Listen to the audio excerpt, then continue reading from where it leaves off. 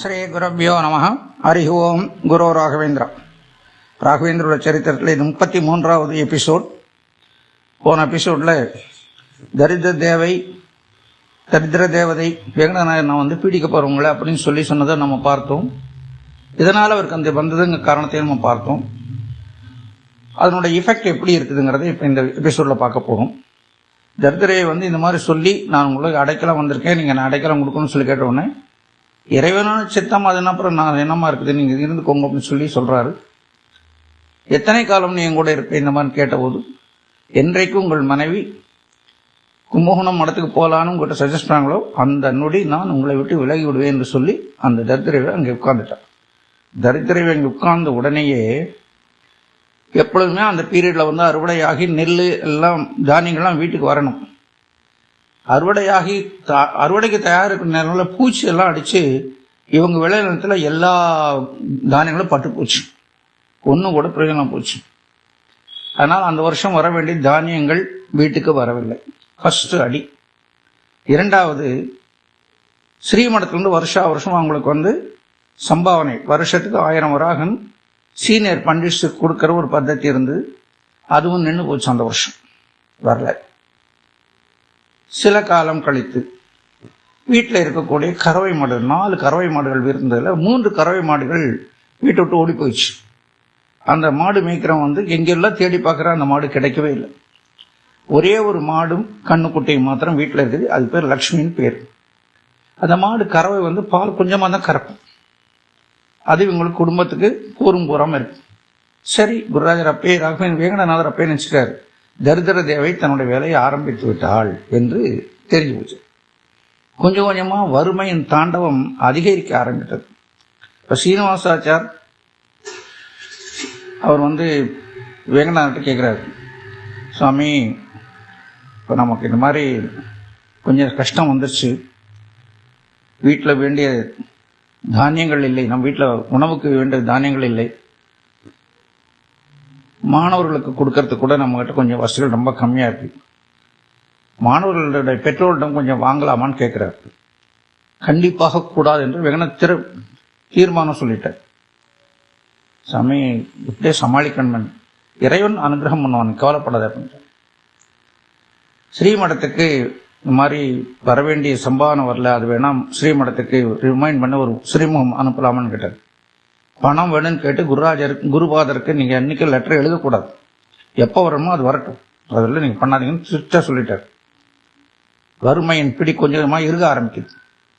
இப்போ அடுத்தாப்புல விஜயேந்தருடைய மகா சமாராதனை வருகிறது. முதல் வருஷம் சமாராதனை வருது. அது கிராண்டா பண்ணணும். சீனிவாசாச்சார் இவர்கிட்ட கேட்கிறார், வேங்கடநாதர்கிட்ட, சுவாமி, இந்த மாதிரி விஜயேந்தருடைய ஆராதனை வருது, நம்ம சிறப்பாக செய்யணும் இல்லையா, என்ன செய்யலாம்? கிராண்டா பண்ணலாம். அன்னைக்கு குழந்தைகளுக்கெல்லாம் நல்ல வயிறா நல்ல பஞ்சபட்ச பணம் உண்டு, நிறைய சாதம் போட்டு அவங்களுக்கு பஞ்சபட்ச பணம் நல்ல சிறந்த உணவு கொடுக்கலாம் அன்னைக்கு அப்படிங்கிறாரு. அதுக்கு வசதி இல்லையே அப்படின்னு வருத்தப்படுறாரு. வேங்கடநாதர் என்ன பண்றாரு, கவலைப்படாதுன்னு சொல்லி உடனே தன்னுடைய பீரோவில் இருந்து எடுத்து தங்க நகைகள் 2-3 கையில கொடுத்து, நீங்க இந்த நகையை வித்தாலும் சரி இல்லை அடமானம் வச்சாலும் சரி, அதை கொண்டு வரக்கூடிய வருமானத்தை கொண்டு விஜயனோட ஆராதனை சிறப்பாக நடத்துங்கன்னு சொல்லிட்டாரு. சீனிவாசாருக்கு ரொம்ப மனசுஷ்டம். ஏன்னா ராஜாக்கள் கொடுத்த விருதுகள் கொடுத்தது அதெல்லாம் கங்கணங்கள், இது மாதிரிலாம் பெரிய பெரிய நகைகள் எல்லாம் ராஜாக்கள் விருதாக கொடுத்தது.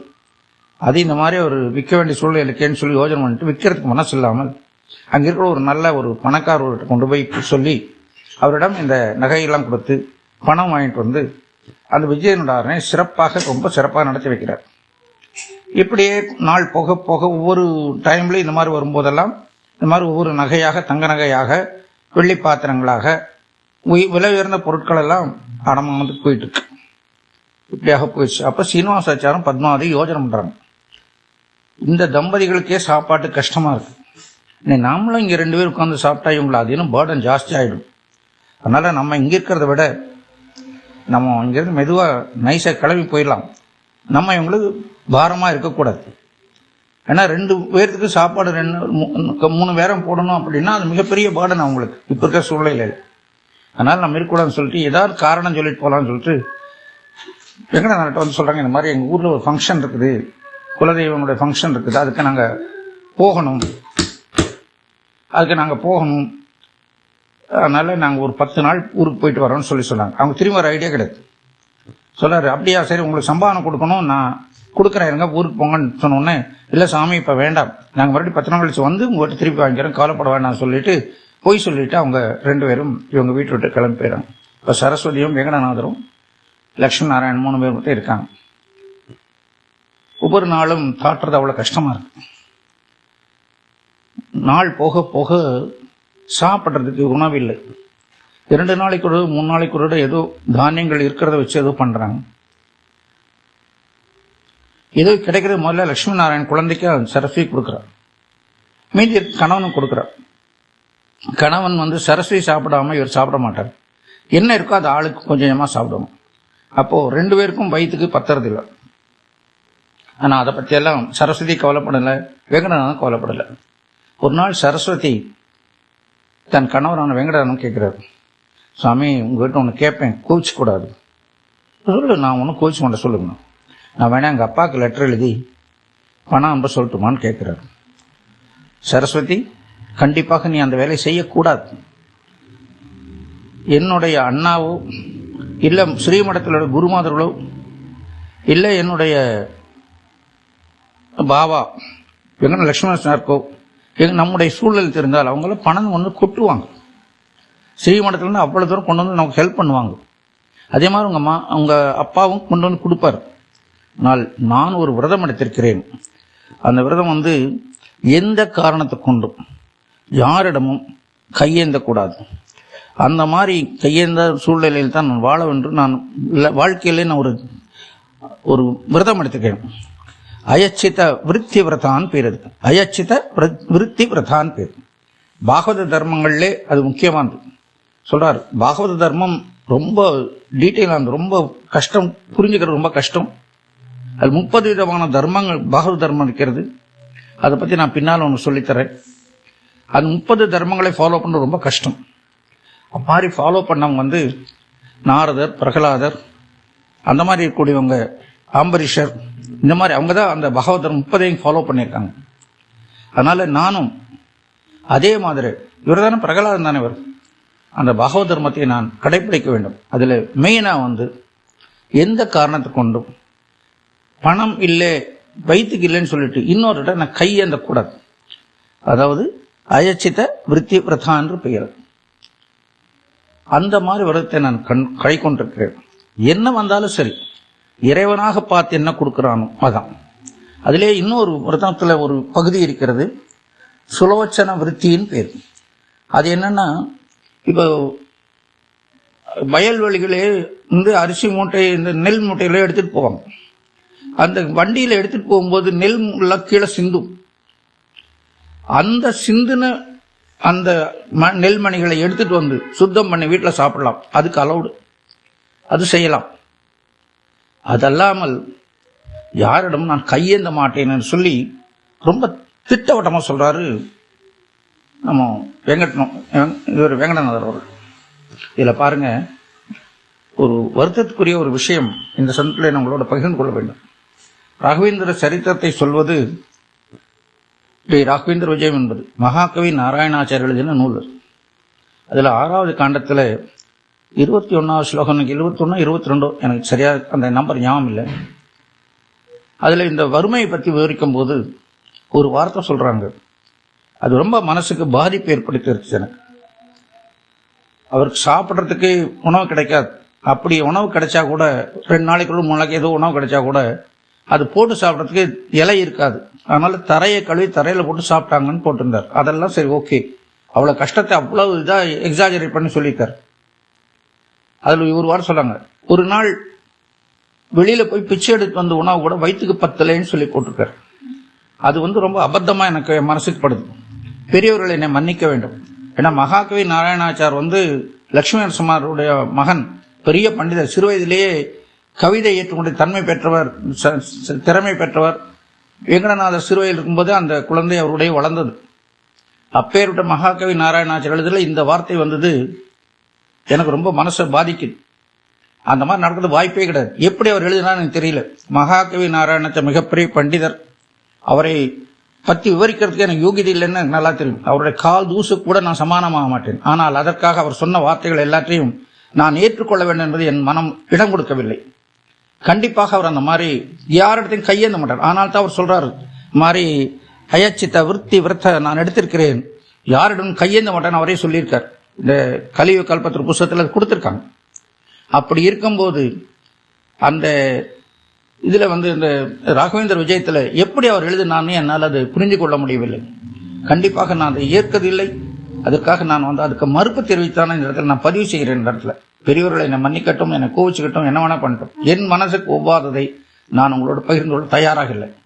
அதே மாதிரி அடுத்த ஸ்லோகத்தில் அவர் சொல்றாரு, களவுகள் திருடர்கள் இரவு இருந்துடைய கிழிந்த வஸ்திரங்கள், உடைந்து போன பாத்திரங்களாம் கூட திருடிட்டு போயிட்டாங்கன்னு சொல்லிட்டு களவு போனது உண்மை, வாஸ்தவம் தான். ஆனால் அதில் சொல்லியிருக்காரு, அன்னைக்கு அவர் எல்லா துணியும் களவாடிட்டு போறதுனால அன்று முதல் அவர் சன்னியாசிகள் கௌபீனம் அணிய வேண்டும் என்று விதி. தட்டு கட்டு தான் வேஷ்டி கட்டுவாங்க. ஆனால் கௌபீனம், அதனால இப்பொழுதே அவர் சன்னியாசிக்கு முன்னாலேயே கௌபீனம் கட்டிட்டு இருந்தார் அப்படின்னு சொல்றது அதுவும் ரொம்ப மனசு வேதனையா இருக்கு.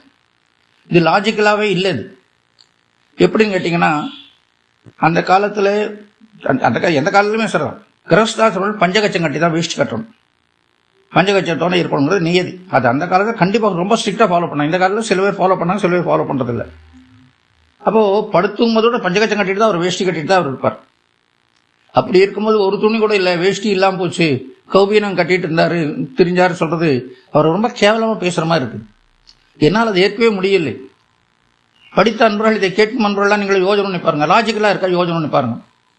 அந்த காலில் நம்ம மாதிரில சாதம் தட்டுக்கட்டல. அவங்க அந்த அதுவும் வெங்கடநாதர்லாம் தர்மத்தை சாஸ்திரத்தை கடைசி துளிவரெல்லாம் ஃபாலோ பண்ணவங்க. அவங்க அப்படி இருக்கக்கூடியவங்க வேஷ்டி பஞ்சகச்சம் கட்டி தான் கட்டிட்டு இருப்பாங்க. எப்பவும் இரவாட்டும் பகலாகட்டும் எப்பொழுதுனா அப்படித்தான் இருப்பாங்க. அப்படி இருக்கிற டைம்ல அவர் ஒரு வேஷ்டி கூட இல்லாமல் போயிட்டாருன்னு சொன்னா அது ரொம்ப அசிங்கமா தெரியுது. எப்படி மகாகவி நாராயண தெரிவார் எழுதினார்.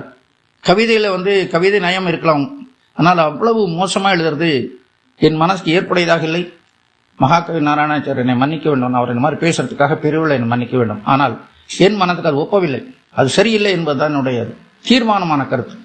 இதுக்கு மாற்று கருத்துக்கள் நீங்கள் யாரும் சொல்ல விரும்பினால் தாராளமாக நீங்க பதிவிடலாம், என்ன வேணா நீங்க என்ன கிட்ட சொல்லலாம். ஆனா நான் இதை ஏற்றுக்கொள்வதா தயாரில்லை. அவரை எவ்வளவு கேவலப்படுத்தணும் அந்த இடத்துல. வெங்கடனா அவ்வளவு கேவலமா போயிடுச்சு. நீங்க படிச்சு பாருங்க ராகவேந்திர விஜயம். நான் கூட நினைச்சேன் அந்த டிரான்ஸ்லேஷன்ல ஏதாவது தவறு இருக்குமான்னு சொல்லி 4-5 புத்தகங்களை நான் ரெஃபர் பண்ணியிருக்கேன். ஜோஷி அவர்களின் புஸ்தகம், புள்ளி பவானாச்சாரியின் புஸ்தகம், அப்புறம் BS நாராயணன் அவர்கள் இந்த அம்மன் பதிப்பத்தில் போட்ட புஸ்தகம், அதே மாதிரி ஸ்ரீரங்கம் சீனிவாசன் அவர்களின் புஸ்தகம். இந்த 4 புஸ்தகத்தையும் நான் இதை ரெஃபர் பண்ணி அதுக்கு மீனிங் என்ன இருக்குன்னு பார்த்தேன். ஏன்னா சான்ஸ்கிரிட் நாலேஜ் எனக்கு இல்லை, எனக்கு நல்லா தெரியும். ஆனால் அதனுடைய பொருள் விளக்கத்தை நான் புரிந்து கொள்ள முடியுமா டிரான்ஸ்லேஷன்ல? எல்லாரும் ஒரே மாதிரி மீனிங் தான் கொடுத்துருக்காங்க. அப்போ அது சொல்லப்பட்ட கருத்து ஏற்புடையதாக இல்லை. இந்த மாதிரி நான் பேசுனதுக்காக நீங்க மன்னிக்கணும். ஏன்னா வேங்கடநாதரோ ராகவேந்திர பத்தியோ ஒரு தவறான செய்திகள் வரும்போது அதை மனசு ஏற்க மறுக்கிறது. ஏன்னா அதுல உண்மை என்ன அப்படின்னு பார்க்கும்போது அவர் சொல்றார், எந்த காரணத்தை கொண்டும் நான் யாரிடம் கையேந்த மாட்டேன், அது என்னுடைய விரதம் என்று சொல்கிறார். பகவத் தர்மத்தில் அது ஒரு முக்கியமான விரதம், அதுதான் முக்கியம். அந்த தர்மத்தில் 30 தர்மங்கள் அந்த மாதிரி இருக்கு. அந்த மாதிரி ஃபாலோ பண்ணாங்க. இவர் நம்ம பிரகலாதன், நாரதர், அம்பரீஷன் எல்லாம் பண்ணுவோம். இவர் பிரகலாதன் தானே, அதனால ஃபாலோ பண்ண அந்த பகவத் தர்மத்தை இப்பொழுதும் இந்த பிறவியிலும் அவர் ஃபாலோ பண்ணிட்டு இருக்காரு. எந்த சந்தர்ப்பத்திலையும் எந்த சூழ்நிலையும் அவர் இன்னொருட்ட கையேந்தவே கிடையாது, அதுல சந்தேகமே கிடையாது. அதே புத்தகத்தில் ஒருத்தர் போட்டிருக்காங்க, எந்த சந்தா அவர் இன்னொரு கையேந்தல்னா போட்டிருக்காங்க, அந்த வார்த்தையை போட்டிருக்காங்க, போட்டுட்டு மறுபடியும் இதே போட்டிருக்காங்க புக்கில் ராகவேந்திர விஜயத்துல. அது ஏன் அந்த மாதிரி போட்டாங்கன்னு எனக்கு புரியல. அதுக்கு வேற ஏதாவது மீனிங் இருக்குமா தெரிஞ்ச பேர்கள் எனக்கு சொன்னா நான் என்னை திருத்திக் கொள்ள முடியும். ஆனால் இதை என்னால் அந்த சிறுத்தில் இருக்கிறது கண்டிப்பாக ஏற்றுக்கொள்ள முடியவில்லை. படிக்கூடிய நீங்கள் கூட முடிந்தால் ராகவேந்திர விஜயத்தை எடுத்து படிச்சு பாருங்க, அப்போ உங்களுக்கு புரியும் ஏன் நான் இவ்வளவு ஆவேசப்படுறேன்னு உங்களுக்கு புரியவில்லை. அதனால அப்படி ஒரு சூழ்நிலை. அவர் சொல்றாரு, சரஸ்வதி சொல்றாரு, இந்த மாதிரி என்னால ஒரு நைவேத்தியத்தை கூட என்னால பண்ண முடியலேன்னு சொல்லி அவர் சொல்லும்போது சொல்றாரு, கல்லுக்குள்ளுக்கும் தேரைக்கும் உணவு கொடுப்பவன் இறைவன். அப்படி இருக்கும்போது நமக்கு மறந்துட மாட்டார். நமக்கு என்ன இன்னைக்கு இறைவன் கொடுக்கிறானோ அதை மாத்திரம் நாம் ஏற்றுக்கொள்ளும். அப்போ சரஸ்வதி சொல்றார், குரு சன்னையில் இருந்து வரும்போது மாத்திரம் நம்ம எடுத்துக்கிறீங்களா, அது பரவாயில்லையான்னு திருப்பி கேட்கிறேன். சொல்றார், குரு சன்னையில் இருந்து குரு கொடுக்கறது சாட்சாத் பரமாத்மா குரு மூலமா கொடுக்கிறார். அந்த வரக்கூடியது ஆசீர்வாதம், இறைவன் ஆசீர்வாதம் பண்ணி கொடுக்குறது. ஆனால் அந்த சம்பாவனை ஏற்பதில் தோஷம் கிடையாது, பகவத் தர்மத்துக்கு விரோதம் கிடையாது. ஆனால் குரு சன்னையில் வரக்கூடிய மாத்திரம்தான் நான் எடுத்துக்கிறேன் ஒழிய மற்ற எதையும் நான் எடுத்துக்கொள்வதில்லை என்று சொல்கிறார். அப்ப அந்த கறவை மாடு, லக்ஷ்மிங்கிற மாடு, இவங்களுடைய நிலைமை பார்த்து அந்த மாடு கூட வருத்தப்படுது. ஒரு முறை லக்ஷ்மி வந்து பால் கறக்க போகணும். அப்போ கண்ணுக்குட்டி அவுத்து விட்டா, கண்ணுக்குட்டி வந்தா மாடு கால் உதச்சு தள்ளுது, கண்ணுக்குட்டிக்கு பால் கொடுக்க மாட்டேங்குது. ஆச்சரியமா இருக்கு சரஸ்வதிக்கு. என்ன ஏன் இன்னைக்கு இந்த மாடு இவ்வளவு காலம் பண்ணு சொல்லிட்டு போய் பக்கத்துல சமாதானம் நேத்தில தடவி கொடுத்து அப்போ கண்ணுக்குட்டிக்கு பால் கொடுக்க மாட்டேங்குது. சரஸ்வதிக்கு ஏதோ புரிந்தமா இருந்தது. உடனே சரஸ்வதி போய் அன்னைக்கு பால் கறக்க உட்கார்ந்தா எப்பொழுதும் கற்ப அதிகமான பால் சுரந்து கொடுத்தது அந்த தாய் பசு லட்சுமி. உடனே சரஸ்வதி புரிஞ்சது, நம் லட்சுமி நாராயணனுக்கு போதுமான அளவு பால் இல்லை, உன்னுடைய குழந்தைக்கு பால் இல்லாத என்னுடைய குழந்தைக்கு பால் எதற்குன்னு அந்த மாடு புரிந்து கொண்டு சொல்லியிருக்கேன்னு புரிஞ்சுட்டு சரஸ்வதி கண்ணில் தண்ணி வந்துருச்சு. சரஸ்வதி கண்ணில் தண்ணி விட்டு அந்த மாடு லட்சுமியும் கண்ணில் தண்ணி விடு. உடனே அவர் சமாதானம் பண்ணி அந்த பால் கறந்த பால் எடுத்து ஒரு பாத்திரத்தில் வச்சு கண்ணுக்குட்டி கொடுக்குது. மாடு சந்தோஷமா பார்க்க தன்னுடைய கண்ணுக்குட்டிக்கே பால் கொடுத்தது. இந்த குழந்தை லட்சுமி நாராயணனுக்கும் அது பால் கொடுத்த உடனே அந்த மாடு அவ்வளவு சந்தோஷப்பட்டது. தலையாட்டி ஆட்டி லட்சுமி பக்கத்துல வந்து தலையாட்டுச்சு. அந்த 5 உள்ள மாடு அது பாருங்க எப்படி இவங்களை பார்த்துருக்குன்னு சொல்லிட்டு அதுக்கு இறைவன் எல்லா இடத்துலயும் எல்லோ ரூபத்துல இருந்து கண்காணிக்கிறாங்க. இதை விட என்ன நமக்கு ஒரு உதாரணம் வேணும்னு தெரியல. என்னுடைய கஷ்டங்கள் எப்படி எல்லாம் போகுதுங்கிறத நம்ம இன்னும் பார்க்கலாம். குருராஜா அர்ப்பணமஸ்து, கிருஷ்ணா அர்ப்பணமஸ்து.